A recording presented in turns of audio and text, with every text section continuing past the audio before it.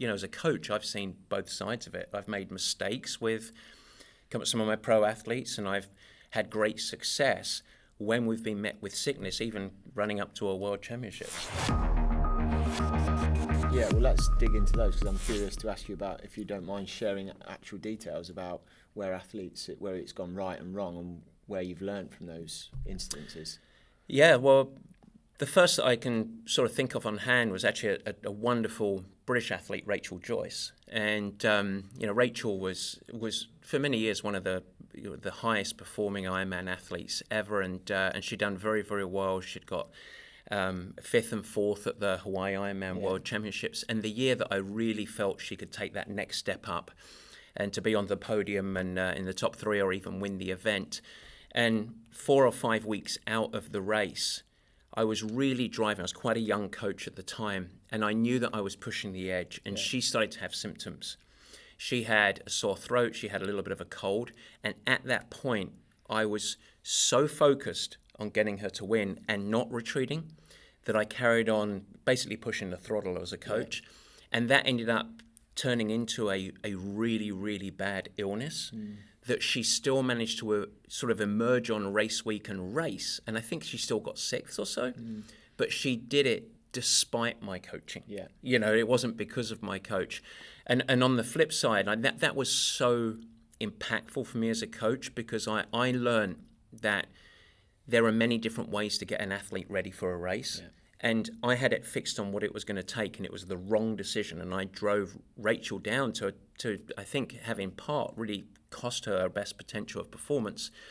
And in subsequent years, I had a couple of examples of doing it right as well. I remember in 2016 or so, Tim Reed, 10 days out of the half Ironman, the 70.3 World Championships, head cold, getting ready to race, panic stations, head cold, sore throat, 2 to 3 days of almost nothing or nothing. Really easy 30-minute spins. Obviously, Tim panicking a little bit, but investing in saying, we need to get you healthy first, then we'll decide how to get ready for the race. And so he bravely followed orders, completely retreated, turned his back on the sport, slept a lot, hydrated, and returned. Now we were a week out, and what we had was a different sort of venture into the race. And I had to reimagine what it took. We actually loaded up a bit more work in race week, and he won the World Championships. Yeah. So that's not a bad thing. And then one more athlete that I know you're very familiar with, very similar, in fact, 2 or 3 times Sam Appleton into major events, wonderful athlete as well. And the next year, I think it was in South Africa by memory, but same thing, very sick. We borrowed off the lessons of Tim. Yeah. We got him really healthy, and then it actually gave him freedom emotionally to just go and race, because he thought, I haven't got anything to lose. Yeah. And he was right up there in the top 5. Yeah, I've not got anywhere near the depth of experience that you've got working with these other athletes, but what I would say is that I've had some similar experiences in more recent years myself, training up for events. As you know, I've got into swim run a little bit over the years, and I trained up for a swim run event, which is a pairs event. I'd done, actually, for me, quite a lot of training, and about 6 weeks out, came to the US, went down horribly with influenza, like a proper dose. It had a test and it was identified, and I was in bed. I had to just check myself into a hotel room and stay there for 2-3 days, and then get better and fly home. And I was really low. I was ill for 2 or 3 weeks. It was and like did absolutely nothing. And I just started to emerge out of that kind of the illness fog about 10 days before this event, because up until that point I was pretty convinced I wasn't going to do it. So I think that's probably one of the longest stretches of zero training I've ever had. It was getting on for a month. And then I built back into this race over 10 days, actually, like you said, spiced the training up a little bit and loaded up a little bit, and went to that race and felt so strong and so fresh and had an amazing performance. And that was incredibly instructive around how long it takes to build fitness, and then actually it does hang around. It doesn't leave you, even after, no one's going to deliberately take a month off before a big race. No. But it doesn't mean you're going to totally underperform. Well, when we look at it, I think there's 2 major points of that comes out or emerges of your story. The first is, what does it actually really take to be ready for a race? And so often it's natural for coaches and athletes to have a hyper-weighted focus in the last 8 weeks. Yeah. But the truth is that if you really want to be successful, consistency is the magic word of performance for a reason. And so you need consistency week after week after week after week. Now, sometimes you're going to have family stuff, sometimes you're going to have sickness, but you build it over months and months and months. And actually, there's much more leeway on this. And then if we look at world champions well outside of Purple Patch, you look at people that have had huge breakthrough performances. So often,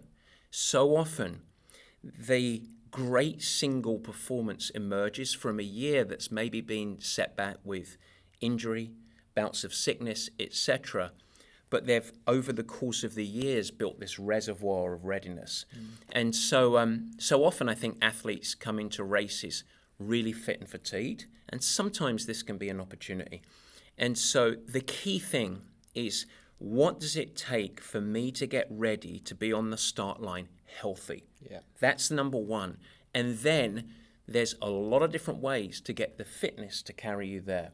And as you said, it doesn't evaporate overnight. So 72 hours is probably going to be a positive. A week, well, then you just need to adjust how you're going to go into it. Yeah, definitely. I think that's really important. Yeah, it's like reframing what the attitude towards this time off, and then and being very aware that if you are, like a lot of people who are listening to this probably are a relatively lifelong athlete, or certainly someone who's got a depth of training, that time off, prioritise turning up healthy. And I guess what I'm taking from this conversation overall is that a cautious approach is preferable. So if in doubt, you're gonna rest and back off to ensure health, rather than go for the marginal gain of maybe pushing through.